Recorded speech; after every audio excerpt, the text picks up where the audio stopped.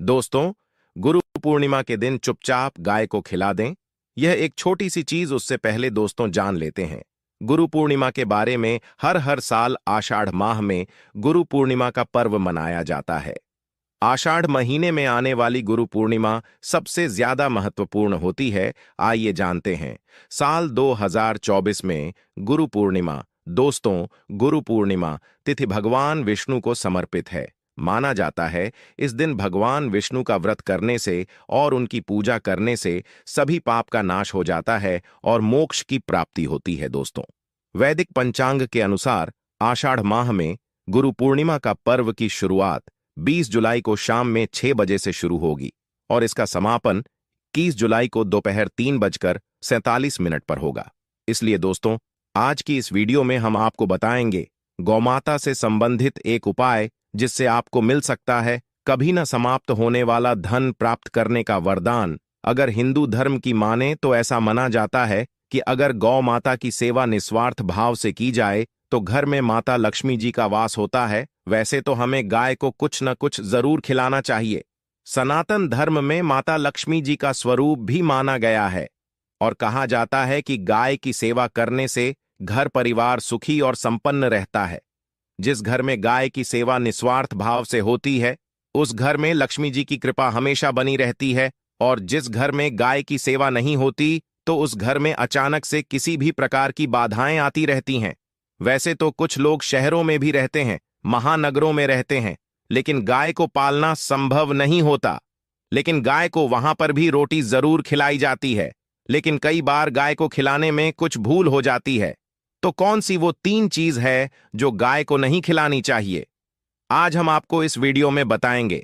लेकिन दोस्तों, उससे पहले आपसे विनती करते हैं कि आपने अभी तक हमारे इस चैनल को सब्सक्राइब नहीं किया है तो चैनल को सब्सक्राइब करके इस बेल आइकॉन को जरूर दबाएं। दोस्तों, गाय के अंदर सभी देवी देवताओं का निवास माना जाता है, तो आप सुबह जो पहले रोटी बनाते हैं अगर गाय को खिलाते हैं तो सभी देवी देवताओं का आशीर्वाद मिलता है।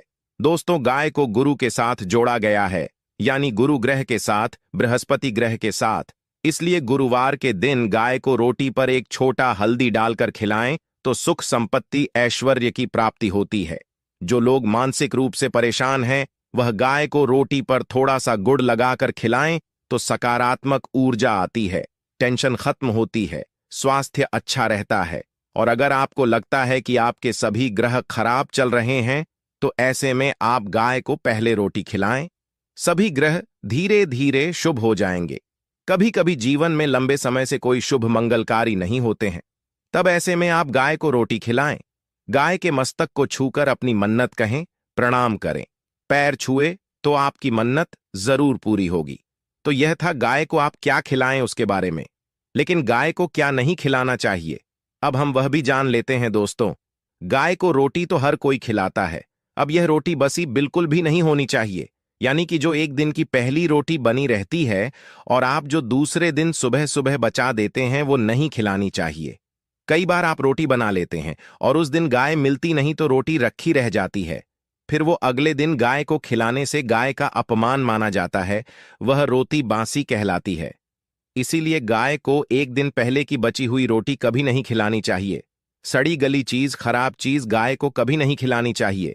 इससे घर में परेशानी आती है और आप ऐसा करते हैं तो अपनी आदत को बदल दीजिए, इससे घर में तकलीफें आती हैं। दोस्तों, 84 लाख योनियों के सफर करके आत्मा अंतिम यानी कि गाय का रूप धारण करती है, जहां आत्मा विश्राम करके आगे की यात्रा शुरू करती है। दोस्तों, गाय का कोई अपशगुन नहीं होता। जिस जगह पर मकान बनाना हो तो वहां पर अगर आप 15 दिन के लिए गाय और बछड़ा बांध देते हैं तो वह जगह पवित्र हो जाती है। ऐसी जमीन से बहुत सारी नकारात्मक शक्तियों का नाश हो जाता है, क्योंकि गाय में सकारात्मक ऊर्जा का भंडार माना गया है। दोस्तों, आप कहीं भी जा रहे हैं और गाय माता आपका मार्ग रोकती है तो यह बहुत ही शुभ माना जाता है। गाय और बछड़े का दर्शन एक साथ आपको हो जाए तो आपकी सफलता का प्रतीक माना जाता है। अगर आपके घर के आसपास गाय घूमती रहती है तो इसका मतलब है कि आपके घर से काफी सारी संकट अपने आप ही दूर होने वाले हैं और सुख समृद्धि पूर्वक जीवन आपको मिलने वाला है। गाय के समीप अगर आप जाते हैं तो कई संक्रमण जैसे सर्दी जुकाम आदि आश्चर्यजनक रूप से अपने आप ही बिना दवाइयां के खत्म हो जाता है। अगर आपको गाय अचानक पूंछ मार देती है तो यह बहुत ही शुभ संकेत माना जाता है। दोस्तों, आज के समय में लोग गाय माता की पूजा करने के बजाय, उनका सही उपयोग करने के बजाय उनको काट कर मारकर खाना ज्यादा पसंद करते हैं। शायद यह सुनकर आपको बहुत बुरा लगे, लेकिन यह सच है दोस्तों। देखिए, आप लोगों को ऐसा नहीं करना है। ऐसा करने वालों को नरक में भी जगह नहीं मिलती। और गाय को रोटी देने से न केवल सुख समृद्धि की प्राप्ति होती है, बल्कि बरकत होने लगती है। अगर आप गाय को पाल सकें तो अच्छी बात है, लेकिन आज के मॉडल युग में जहां लोगों को शायद खुद के घर में रहने की जगह नहीं है, ऐसे में गाय को रखना थोड़ा और महंगा हो सकता है। ऐसे में आप गाय को रोटी तो दे ही सकते हैं। कम से कम रोटी देकर आप सुख समृद्धि को प्राप्त कर सकते हैं। आपके घर में बरकत होने लगती है। हमारे बुजुर्ग हमेशा कहते आए हैं कि गाय को रोटी खिलाना चाहिए, लेकिन समय के चलते गाय की सेवा हर कोई नहीं कर पाता। कम से कम रोटी तो आप खिला ही सकते हैं। अगर रोटी भी नहीं खिला सकते तो जैसे काफी सारे जो हमारे भाई बहन विदेश में रहते हैं, तो उनको गाय नहीं मिलती। वो पूछते हैं कि हम कैसे गौ सेवा करें, तो आप ऐसा कर सकते हैं। आप गाय के नाम के पैसे निकालते जाना, और फिर आप चाहे तो कभी इंडिया आए तो आप गौशाला में दान दें, या फिर आप चाहे तो वहीं पर किसी गरीब को गाय के नाम की रोटी खिलाएं, या फिर किसी भी अनाथ आश्रम में चले जाना, किसी वृद्ध आश्रम में चले जाना, किसी भी दूसरे सफेद पशु को आप रोटी खिलाते हैं, तो यह भी आपके लिए बहुत ही अच्छा होने वाला है। कम से कम रोटी जरूर खिलाएं दोस्तों।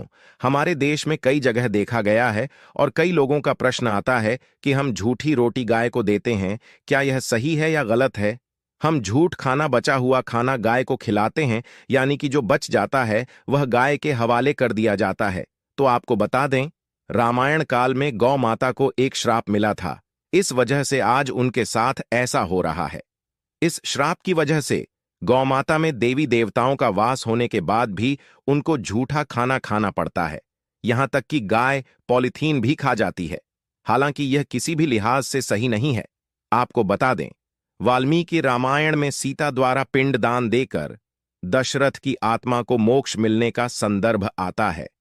जो लोग जानते होंगे वह जानते हैं कि वनवास के दौरान भगवान राम, लक्ष्मण और सीता माता पितृपक्ष के दौरान श्राद्ध करने के लिए गया धाम पहुंचे।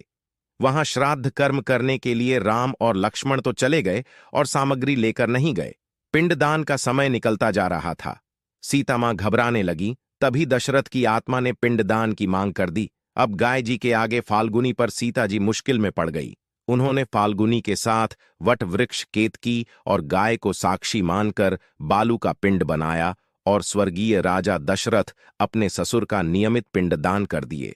थोड़ी देर में जब भगवान राम और लक्ष्मण जब लौटे तो उन्होंने कहा कि समय निकल जाने के कारण मैंने पिंडदान कर दिया। बिना सामग्री के पिंडदान कैसे हो सकता है? इसीलिए राम जी ने सीता मां से इसका प्रमाण मांगा।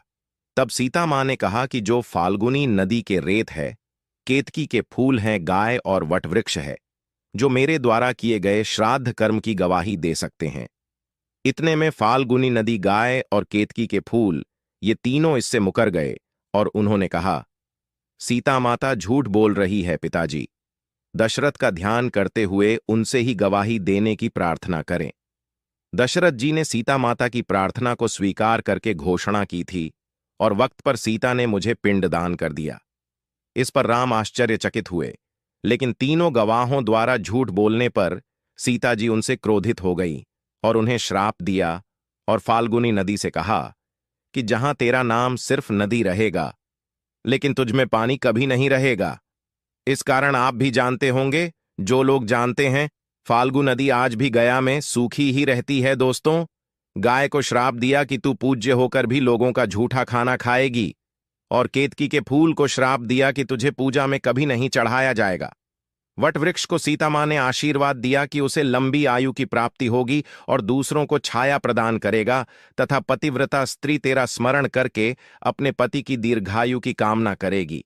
यही कारण है कि आज भी गाय को झूठा खाना पड़ता है। केतकी के फूल को पूजा से दूर रखा जाता है।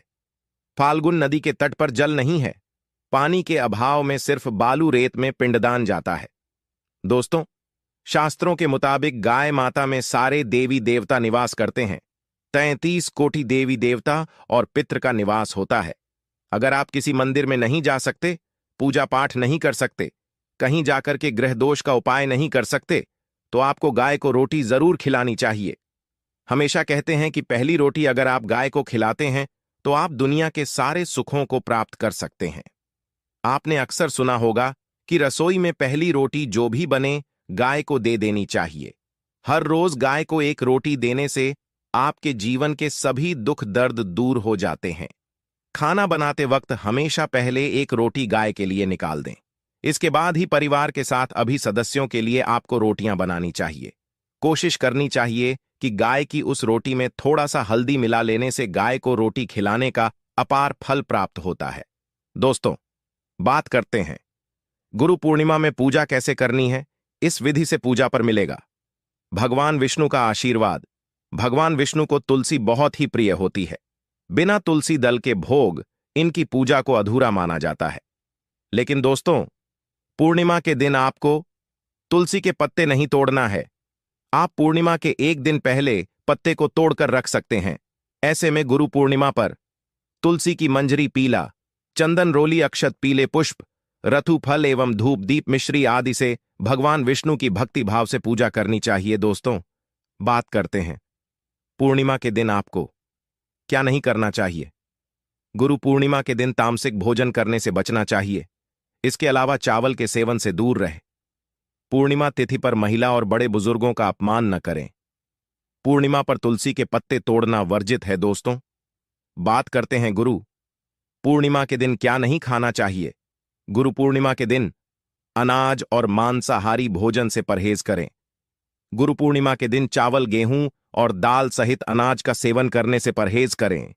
साथ ही मांसाहारी खाद्य पदार्थों से भी परहेज करें। व्रत आमतौर पर पूर्णिमा के सूर्योदय से शुरू होता है और अगले दिन सूर्योदय तक जारी रहता है। दोस्तों, बात करते हैं गुरु पूर्णिमा के दिन क्या खाना चाहिए। गुरु पूर्णिमा व्रत में फल, चीनी, कुत्तू, आलू, साबूदाना, शकरकंद, जैतून, नारियल, दूध, बादाम, अदरक, काली मिर्च, सेंधा नमक आदि का सेवन किया जा सकता है। दोस्तों, बात करते हैं गुरु पूर्णिमा व्रत का पालन कब किया जाएगा। पूर्णिमा व्रत का पारण अगले दिन 21 जुलाई को दोपहर 3:47 पर होगा। दोस्तों, वीडियो में आगे बढ़े उससे पहले हे माता लक्ष्मी आपके इस वीडियो को जो भी लाइक और चैनल को सब्सक्राइब करें, उसके जीवन में कभी दुख दर्द मत आने देना। दोस्तों, गुरु पूर्णिमा के दिन चुपचाप गाय को खिला दें। यह एक छोटी सी चीज उससे पहले दोस्तों जान लेते हैं। गुरु पूर्णिमा के बारे में हर साल आषाढ़ माह में गुरु पूर्णिमा का पर्व मनाया जाता है।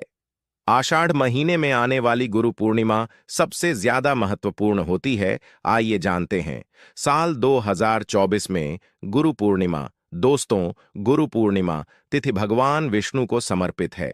माना जाता है इस दिन भगवान विष्णु का व्रत करने से और उनकी पूजा करने से सभी पाप का नाश हो जाता है और मोक्ष की प्राप्ति होती है। दोस्तों, वैदिक पंचांग के अनुसार आषाढ़ माह में गुरु पूर्णिमा का पर्व की शुरुआत 20 जुलाई को शाम में 6 बजे से शुरू होगी और इसका समापन 21 जुलाई को दोपहर 3:47 पर होगा। इसलिए दोस्तों, आज की इस वीडियो में हम आपको बताएंगे गौमाता से संबंधित एक उपाय जिससे आपको मिल सकता है कभी न समाप्त होने वाला धन प्राप्त करने का वरदान। अगर हिंदू धर्म की माने तो ऐसा माना जाता है कि अगर गौ माता की सेवा निस्वार्थ भाव से की जाए तो घर में माता लक्ष्मी जी का वास होता है। वैसे तो हमें गाय को कुछ न कुछ जरूर खिलाना चाहिए। सनातन धर्म में माता लक्ष्मी जी का स्वरूप भी माना गया है और कहा जाता है कि गाय की सेवा करने से घर परिवार सुखी और संपन्न रहता है। जिस घर में गाय की सेवा निस्वार्थ भाव से होती है, उस घर में लक्ष्मी जी की कृपा हमेशा बनी रहती है और जिस घर में गाय की सेवा नहीं होती तो उस घर में अचानक से किसी भी प्रकार की बाधाएं आती रहती हैं। वैसे तो कुछ लोग शहरों में भी रहते हैं, महानगरों में रहते हैं, लेकिन गाय को पालना संभव नहीं होता। लेकिन गाय को वहां पर भी रोटी जरूर खिलाई जाती है, लेकिन कई बार गाय को खिलाने में कुछ भूल हो जाती है। तो कौन सी वो 3 चीज है जो गाय को नहीं खिलानी चाहिए? आज हम आपको इस वीडियो में बताएंगे। लेकिन दोस्तों, उससे पहले आपसे विनती करते हैं कि आपने अभी तक हमारे इस चैनल को सब्सक्राइब नहीं किया है तो चैनल को सब्सक्राइब करके इस बेल आइकॉन को जरूर दबाएं। दोस्तों, गाय के अंदर सभी देवी देवताओं का निवास माना जाता है। तो आप सुबह जो पहले रोटी बनाते हैं, अगर गाय को खिलाते हैं तो सभी देवी देवताओं का आशीर्वाद मिलता है। दोस्तों, गाय को गुरु के साथ जोड़ा गया है, यानी गुरु ग्रह के साथ, बृहस्पति ग्रह के साथ। इसलिए गुरुवार के दिन गाय को रोटी पर एक छोटा हल्दी डालकर खिलाएं तो सुख संपत्ति ऐश्वर्य की प्राप्ति होती है। जो लोग मानसिक रूप से परेशान हैं, वह गाय को रोटी पर थोड़ा सा गुड़ लगाकर खिलाएं तो सकारात्मक ऊर्जा आती है, टेंशन खत्म होती है, स्वास्थ्य अच्छा रहता है। और अगर आपको लगता है कि आपके सभी ग्रह खराब चल रहे हैं, तो ऐसे में आप गाय को पहले रोटी खिलाएं। सभी ग्रह धीरे धीरे शुभ हो जाएंगे। कभी कभी जीवन में लंबे समय से कोई शुभ मंगलकारी नहीं होते हैं, तब ऐसे में आप गाय को रोटी खिलाएं। गाय के मस्तक को छूकर अपनी मन्नत कहें, प्रणाम करें। पैर छुए तो आपकी मन्नत जरूर पूरी होगी। तो यह था गाय को आप क्या खिलाएं उसके बारे में। लेकिन गाय को क्या नहीं खिलाना चाहिए, अब हम वह भी जान लेते हैं। दोस्तों, गाय को रोटी तो हर कोई खिलाता है। अब यह रोटी बसी बिल्कुल भी नहीं होनी चाहिए, यानी कि जो एक दिन की पहली रोटी बनी रहती है और आप जो दूसरे दिन सुबह सुबह बचा देते हैं, वो नहीं खिलानी चाहिए। कई बार आप रोटी बना लेते हैं और उस दिन गाय मिलती नहीं तो रोटी रखी रह जाती है। फिर वो अगले दिन गाय को खिलाने से गाय का अपमान माना जाता है, वह रोटी बासी कहलाती है। इसीलिए गाय को एक दिन पहले की बची हुई रोटी कभी नहीं खिलानी चाहिए। सड़ी गली चीज, खराब चीज गाय को कभी नहीं खिलानी चाहिए। इससे घर में परेशानी आती है और आप ऐसा करते हैं तो अपनी आदत को बदल दीजिए, इससे घर में तकलीफें आती हैं। दोस्तों, 84 लाख योनियों के सफर करके आत्मा अंतिम यानी कि गाय का रूप धारण करती है, जहां आत्मा विश्राम करके आगे की यात्रा शुरू करती है। दोस्तों, गाय का कोई अपशगुन नहीं होता। जिस जगह पर मकान बनाना हो तो वहां पर अगर आप 15 दिन के लिए गाय और बछड़ा बांध देते हैं तो वह जगह पवित्र हो जाती है। ऐसी जमीन से बहुत सारी नकारात्मक शक्तियों का नाश हो जाता है, क्योंकि गाय में सकारात्मक ऊर्जा का भंडार माना गया है।